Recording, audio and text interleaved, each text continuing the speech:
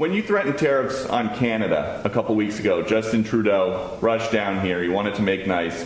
Now he's on the way out. Is that what you wanted? I didn't think he was going to quit. He probably saw the numbers. Look, I called him Governor Trudeau because they should be the 51st state, really. It would make a great state. And the people of Canada like it. They'd pay lower taxes. They have virtually no military. They have a very small military. They pay less than 1%. They're about the lowest payer in NATO. They're supposed to pay much more. They haven't been paying. They have a lot of problems. And I was with Wayne Gretzky. I said, Wayne, would you like to be the governor of Canada? I can't imagine anybody doing any better than Wayne. Wayne was not too interested. But I think he probably would have liked statehood.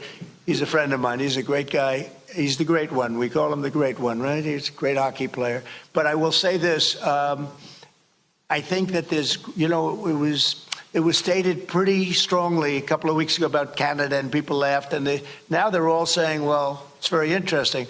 And I say from the standpoint of the United States, we're subsidizing Canada $200 and $250 billion a year. We have massive deficits. They've taken about 20% of our car business. I'd rather do it here. We could put tariffs on. We don't have tariffs on them yet, but that will happen. But they've taken about 20% of our car business. I'd rather have it done in Detroit or have it done in South Carolina or any other state that does cars, and we have a lot of them.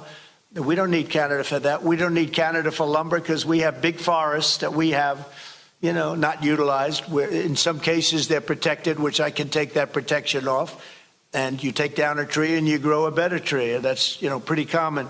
But we don't need anything. We don't need their fuel. We don't need their energy. We don't need their oil and gas. We don't need anything that they have. And I said to Trudeau, I said, why are we subsidizing you $200 and $250 billion a year? He said, I really don't know.